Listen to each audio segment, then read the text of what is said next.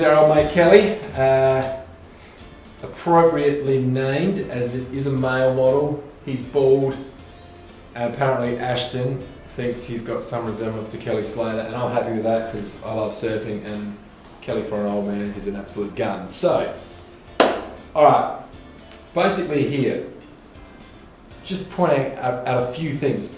If your feet are out of whack, there's 26 bones down there and 33 joints. It is a complex area, just through everyday wear and tear, through injuries, rolling ankles, through playing basketball, tennis, anything stop-start, hard grounds, that sort of stuff. You're going to jam joints. Now the body is remarkable at moving around dysfunction, but it's something's got to give, generally. Not always, but generally.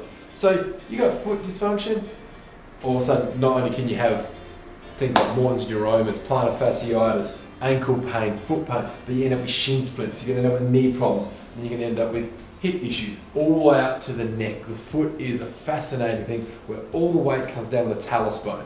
It is critical that you have a look at that, fixing many long-term problems. Now the area that's a complicated area. I don't expect people to be able to pick that one up easy and run with it. The hips is something that most of us can have a look at. Now, completely in the contrast to the 33 joints of the feet, we've only got 3 in the pelvis here. Pubic bone, and then sacroiliac joints. Now, the sacroiliac joints are probably the most dysfunctional joints in the body. You'll get it time and time again. Clients will have problems here. Now, there's a huge array of dysfunctions that can go on here. All right, feet can be involved, but let's just take that out of the equation for now. All right. Childbirth causes massive trauma on this area. Football injuries, falling over a netball, basketball, anything like coming off of horses, car accidents, the whole lot. These joints have more movement than we think. These bones have more movement than we think. Let's just take it. Here's the center of gravity of the body. These 2 joints pivot around that center of gravity. Now, if there's dysfunction there, jammed up, one hip higher than the other, you got all sorts going on. We've got the sciatic nerve coming out here, the sacral plexus, a massive bundle of nerves that come out and innervate the long portion of the body. It is critical to have this area working properly. If you don't, you're going to have dysfunction, you're going to have problems.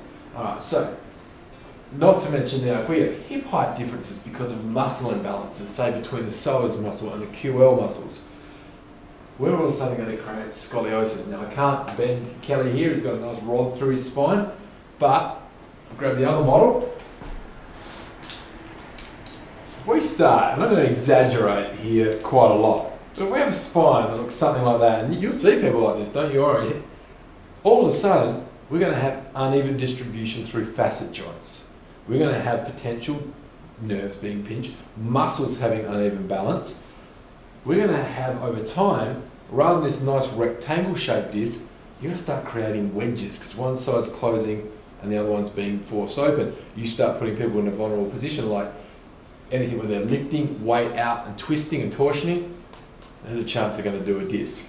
Okay, so most scoliosis, most S-bending in the spine is functional.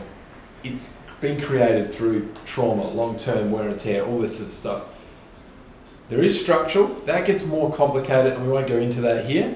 Okay, let's try and figure out leg length differences, measuring up and stuff. And that's a big call. You don't want to change, worrying about that one too much, because that starts looking at going into Lockie's territory of heel lifts and or a full foot lift to start squaring up the hips. We don't go there unless we absolutely have to. We work on muscles and dysfunctions to try to even up the hips if we can.